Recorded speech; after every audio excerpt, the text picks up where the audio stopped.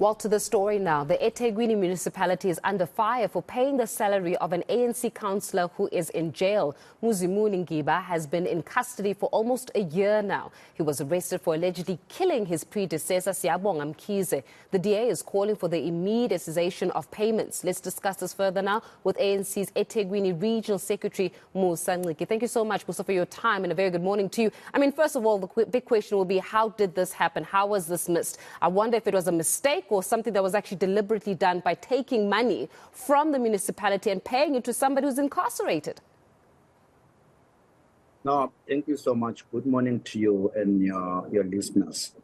I would say we had discussion on this matter with the leadership of the municipality, especially Speaker, where we've told him that on our side as ANC, we've took a decision that no work, no pay. And if someone is not attending to work, they must stop the payment. And we've already issued that instruction through our whip to the Speaker to stop any payment. I understand that part, Musa, but how did it happen in the first place?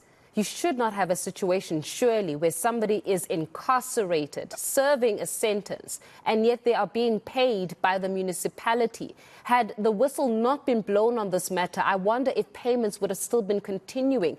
I hear the stop part, but how did we actually even allow it to happen? No, when we've become aware of the issue, that's why we have called them to discuss the matter. Because we are also not aware of the issue as the ANC up until we got the issue that there is a councillor who is not attending, who's in jail, but is still getting paid. And we said, no, this shouldn't be allowed to go on. But equal so, there's also another process internally on the basis of the rules of council and the conduct of council, that if the councillor missed the 3 council meetings, he ceased to be a councillor, which we believe that the municipality or Speaker was supposed to take that routine and said, this councillor has been absent in the past 3 council meetings, he ceased to be a councillor, and they were supposed to cut all the payment by then. But we're still going to investigate the matter further. But up until we've got knowledge of this, we have taken an action to give an instruction for it to be stopped. Yeah, but then that says something about the Speaker. If a person, as you're saying, the councillor misses 3 meetings, that council in itself has supposed to be struck off. There's supposed to be rules and regulations that are supposed to be followed within the council seating. This particular individual has been incarcerated for almost a year.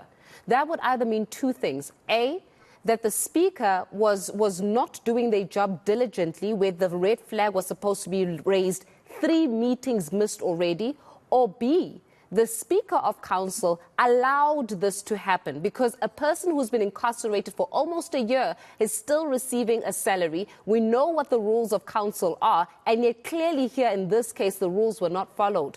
So at this point in time, the Speaker either A, did not do their job properly, or B, allowed for this to happen, in which case, surely the integrity of the Speaker now becomes questionable.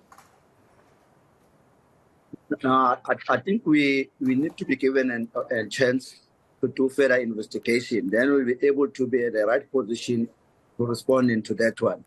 Maybe there's some other reason that we are not aware of them. But if we can be given a chance, we'll be able to investigate the matter and be able to respond with the correct information. Yeah, I definitely hear you on this one, Musa. But I mean, under normal circumstances, let's go through normal circumstances. If you miss 3 meetings, what do the rules say? It says you cease to be a councillor. That's what the rules are saying. And who has to institute that? The Speaker must be able to institute that rule, correct? That's correct. Okay, so now this particular councillor has been in jail for almost a year. The Speaker did not institute the very same rules that are to be applied, that if you miss the meeting 3 times, you cease to be a councillor. This particular individual was a councillor for more than a year whilst in jail. That says something about the Speaker. The Speaker here missed something. And if it's missed something, did the Speaker miss it intentionally? Because You can't miss something like, if you're not in council, you are a missing body at the council sitting. Your absence is clearly visible. And if your absence is clearly visible and not questioned, we all question whether or not you are able to do the job as the speaker, because you're supposed to miss the bodies that are not present at a council seating, surely. No, it should be like that. But as I'm saying, if we can be given an opportunity to investigate this, because we really don't know what transpired.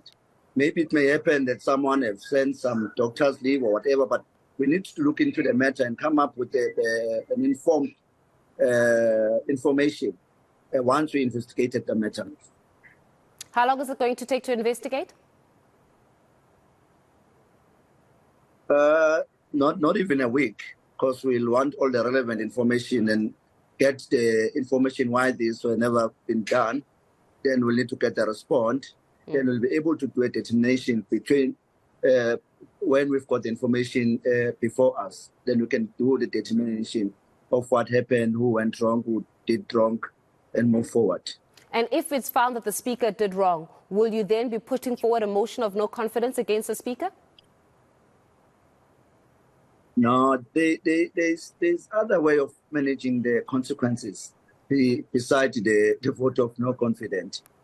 But there's also other options that are there if we find anyone did wrong on this matter. I'm just stuck here, Musa. Help us out. If the speaker is found to have done wrong, what other options are there? No, there is a lot of other options of disciplinary in terms of the rules of the councillor. If the speaker misses, there is a remedial action that can be taken by the councillor, and we'll need to look at those remedial action, look at the issue itself, and see what remedial action that can be done. So I'm saying there are other options rather than the options of the vote of no confidence. There are other options. There are other sanctions that are there that we need to look at.